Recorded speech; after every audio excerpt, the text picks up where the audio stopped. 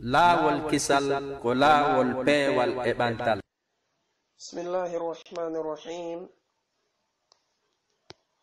الحديث الثامن عشر عن أبي هريرة رضي الله عنه أن رسول الله صلى الله عليه وسلم قال: أما يخشى الذي يرفع رأسه قبل الإمام أن يحول الله رأسه رأس حمار. متفق عليه. حديث سبي اجيت تبعون كأولو حديث اتالو أبو هريرة رضي الله عنه وندما نلادو صلى الله عليه وآله وسلم بماكي e ala e hulde ummu tawata ko wonno e bantude hoore makko nden ko atti imamu makko on ka julde an yuhawwila Allahu nde Allahu on waylata ra'sahu hoore makko nden o watta ra'sa himarin hoore babba. oɗo hadith ko hadise mo tawata ko ɓanginowo tiiɗugol e mawnugol gollal oɗo ɓawojo mo tawata ko adotoɗo imamu makko on. hadith on no ɓangina wonde ngal ɗon gollal ko gollal ngal tawata ko harmungal. waɗi ɗen andi no wodi ɓawoɓe ɓe tata heɓe hawji ɓuri imamu maɓɓe on, ɓe adoto imamu maɓɓe on e golleji ɗi tata ko golleji hewɗi ka nder julde. tawile ka sharia dine islam imamu on ko warra ko fiyo o nyentine kanko imamu on, fiyo iwtire ɓawo makko kanko imamu on. ono nelaɗo on sallallahu alayhi wa sallam ɓe ɓanginiri ɗum e hadithaje maɓɓe ɓe tata ko ittaɗe e sahabaɓe sertuɓe. kamɓe nelaɗo on sallallahu alayhi wa sallam ɓe ɓangini ɗum ɓe maki innama ju'ila al imamu liyutamma bihi. ɓe maki imamu on ko o waɗira ko fiyo o nyentine. kamɓe nelaɗo alayhi salatu wassalam ɓe maki fala takhtalifu alayhi wa taw lutondir e imamu on. ɗum ɗo andi no ari hadise ittaɗo e Abu Hurayra e ittaɗo yumma Aisha e ittaɗo e Anas ibn Malikin. ɗum kamɓe nelaɗo alayhi salatu wassalam ɓe tafsirani en ka nder hadise ton ko hon ɗum woni nyentingol nel e imamu o. ɓe maki fa idha kabbara fakabbiru wa idha raka'a farka'u wa idha qala sami'a Allahu liman hamida faqulu allahumma rabbana lakal hamd wa idha sajada fasjudu. e ɗum ɗo ha e kamɓe nelaɗon alayhi salatu wassalam kaɓe maki wa idha salla jalisan fasallu julusan. e riwaya goo bal nokkugo ɓe wattori ɗon hay wa idha rafa'a farfa'u. yani ɗum ɗo fof ko hollugol en kamɓe nelaɗo on sallallahu alayhi wa alihi wa sallam ko honɗum woni nafoore waɗugol imamu on. no jeeya e muɗum kanko imamu on fiyo o nyentine. si innama nyentingol imamu on e hoore muɗum ko bi ma'ana golleji gono ton ɗi tawata ɗin ɗon ɓawo ɓen ko ɓe habbo ha imamu maɓɓe on waɗaɗi si kamɓe kadi ɓe waɗaɗi. golleji gono ton ɗin ɗon ɓe waddayɗi e imamu on wana yo ɓe adamu. amma adagol mo ngol kanko hunde nde tawata ko harmunde ittifaqan bayna al ulama'i. piiji ɗi tawata ɗin ko ɗi ɓe habboto ha o waɗa si ɓe waɗa wana no jiya e majji ɗi nelaɗon alayhi salatu wassalamu janti e ɗe hadisaje maɓɓe kaɓe maki fa idha kabbara fakabbiru ko nde imamu on habbiri wosi ɓawo ɓen habbira. wa idha raka'a farka'u ko nde waɗi ruku'u makko o wosi ɓe waɗa ruku'u maɓɓe on. wa idha rafa'a farfa'u ko nde o ɓanti ka ruku'u makko wosi ɓe ɓanto. wa idha sajada fasjudu ko nde o sujji wosi ɓe sujja. ha si tawi hawri o salmini si ɓe salmina. ɗiɗo fu ko piiji ɗi tawata ko beɓe habbo kamɓe ɓawo ɓen ha imamu o waɗa si ɓe waɗa na yo ɓe yaadu e makko wana kadhalika yo ɓe atto mo e ɗin ɗon. No wodi golleji goɗi tawata ɗin ɗon ɓe wadday e makko kanko imamu na yo ɓe habbo ha o gayna si ɓe waɗa. Masalan wana si ɓe jawri ɗon en ɗetti misal ka jangugol hara koye julɗe ɗe tawata ko suuɗeteɗe ɗen nde imamu on no janga fatiha makko o walla mo jangude ko fawti hoore ɗon kon ɓawo ɓe nafsu sheyi kamɓe kadi koye ɓe jangu fatiha maɓɓe on ɓe janga ko fawtete hoore ɗon kon ɓe habbotako mo ɗum ɗo ɓe yaade ko wona noon si o waɗi ruku won ɓe waɗi ruku hande kadi azkarji watteɗi ɗon ɗin kadi ɗon kadi ɓe yaaday e majji. Ko wona noon si tawi hawri kanko imamu o wi sami allahu liman hamida kamɓe kadi ɓe ɓantike azkarji watteɗi ɗon ɗin ɓe yaade nafsu shay'in azkarji watteɗi ɗin ka sujud azkarji watteɗi ɗin ka bayna sajdatayn e tashahhudu on tigi e hoore muɗum ɗiɗo fu ɓe yaada e majji. Idan en faami wonde ñentingol imamu on goɗɗi gono ton ko be habboɗa ha imamu o waɗaɗi si waɗaɗi goɗɗi gono ɗon o yaaday kono amma ko yowodiri kon e fiyake adagol mo kanko imamu on ɗon ɗon ko hunde nde tawata ko hunde harmude ittifaqan bayna al ulama'i wana cheikh al islami ibnu taymiyata rahimahullah ɓe eggiri ɗum non. oɗo ɗon hadis mo tawata ko hollowo ɗum himo ari bi riwayatin shatta e riwayaji ɗi tawata ko sertuɗi wana sendari wana ka riwaya imam al-bukhari nelaɗon alayhi salatu wassalam ɓe maki ama yakhsha ahadukum aw ala yakhsha ahadukum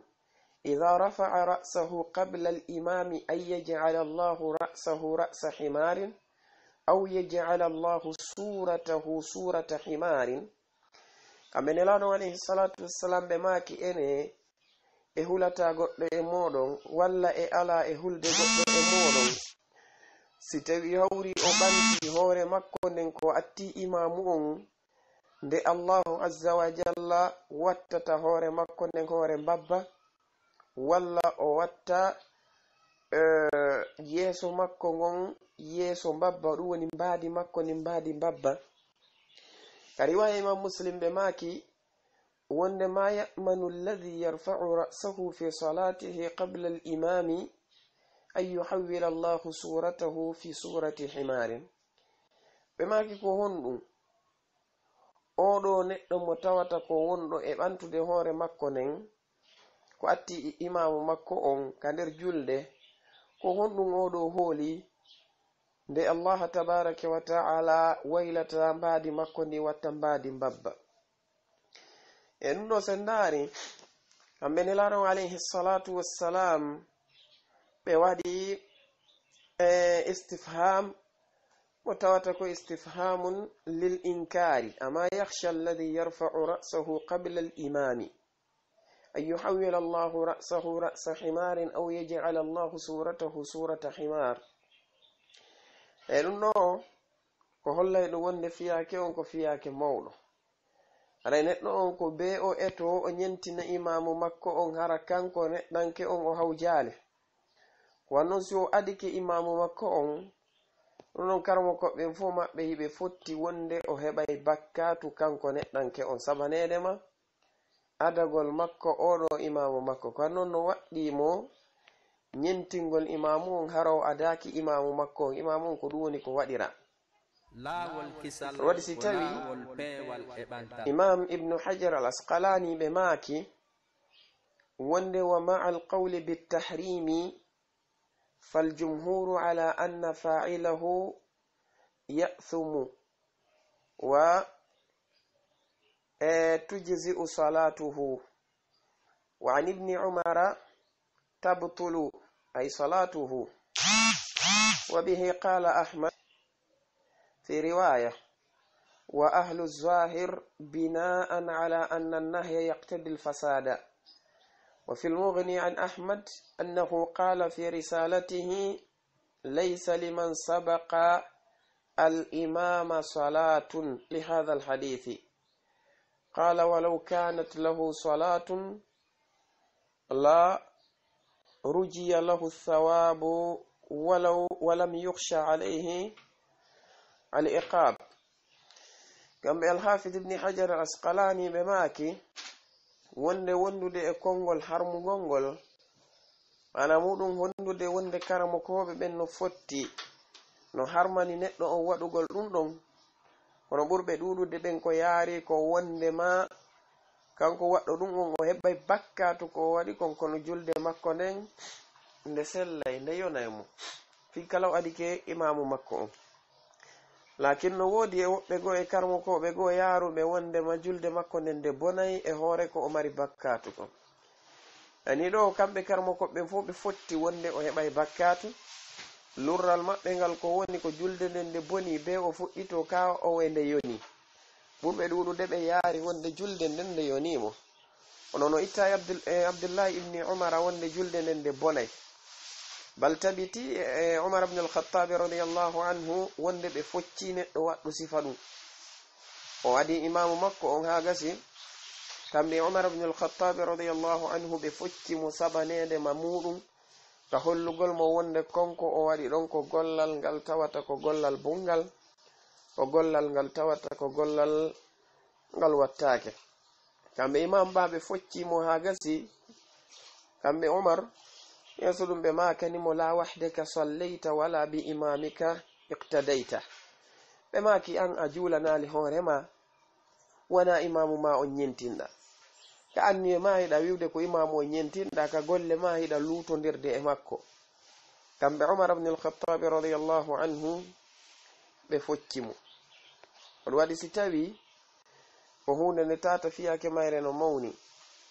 wano Imam Ahmad ibn Hanbal tigi kambe kadi ko non be yaari ko wonde julde ndende bonay ko dum kani az-zahiriyya be yaari zahiriyan ko ben woni wondibe Ibn Hazm ben kambe kadi be yaari wonde julde ndende bonay. Imam al-Muwaffaq ibn Qudamah al-Maqdisi be filli kamugni mabbe ko itta Imam Ahmad ibn Hanbal wonde be maaki ka risala mabbe kambe Imam Ahmad laysa liman sabaqa al-imama salatun be maaki alana on neddo mo tawata ko adido imamu makko on julde sabu odo hadith be maaki simo marno julde o tanjinanteno baraji din o hulane kad e o hulantano kelette din. ala kulli hal ndo ko hollay dum wonde ma neddo on ko waddimo ko hawji wo ko o hawji yo nyentin imamu makko on hara o adaki imamu makko on kanko neddo on o nyentina imamu on. e hara no wodi tanbihi goto mo watten do ko yowondiri fiyake yimbe buybe tawata ko duwabe habbade imamu on nokkugo be yaada e makko ka sharia on jabatayo be yaadu e makko. dum woni si tawi imamu on sami Allahu liman hamida kambe tigi be bantike o fokkiti yawgol ka sujudu wobbe go habbota ko ha kanko imamu o sujja fewsi be buuza ka be woni dowto balbe anday o fokkiti tumbe fokkita dum don sharia dina kan jabadu wano ardi non ka hadith al-Barra ibn Azib wondo ka sahihain be makinilano alayhi salatu wassalam menen men latino ke baawo mabbe sibe makino sami Allahu liman hamida goto e amen heltatano keeci makko din ha kambe nelano alayhi salatu wassalam be hewta e leydi ndin fewbe sujja ko sibe gayni sujjude tere mabbe sujudude memi simen iwa kamen dari meden feewi non simen yaha non menen kadi sujjugol dum do no keli hewdi sanati e julirde den atawa jama on hibe falji e dum do hatterde faljugol ko wadi imamu fokkita tum be fokkita. odo tanbihi ko hana do wadede goto kala e meden findintina dum non e nokkeli ka o wonno odo ayyuhawwila Allahu ra'sahu ra'sa himarin bi Allahu azza wa jalla waylata yeso makko ngon o watta e hore makko nden o watta hore mbabba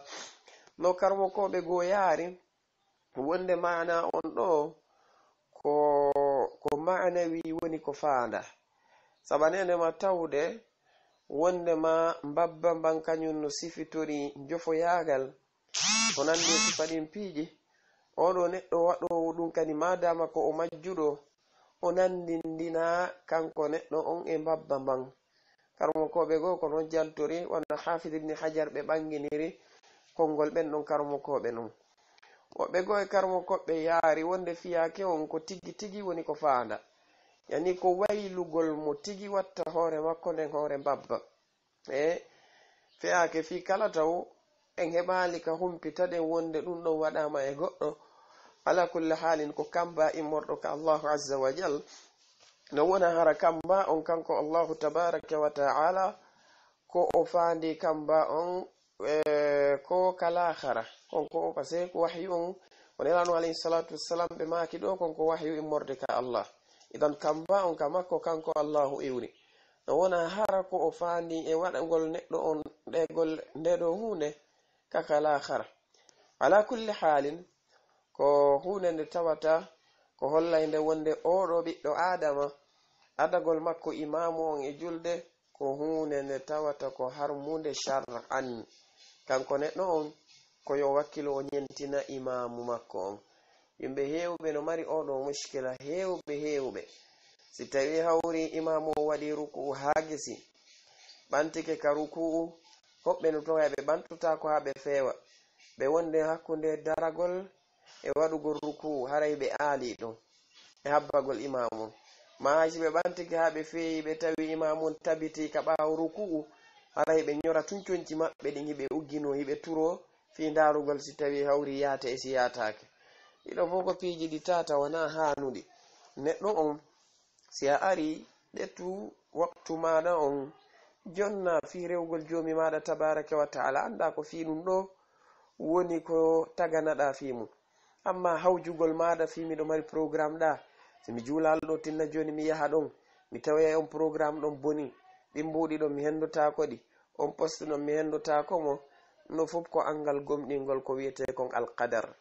ko waɗi noon fi a yawni ɗon julde maɗa nden haysi tawi déjà a juulali ɗon si a yehi fi ɗin mbuɗi sersike mala e majji a hendotako ɗi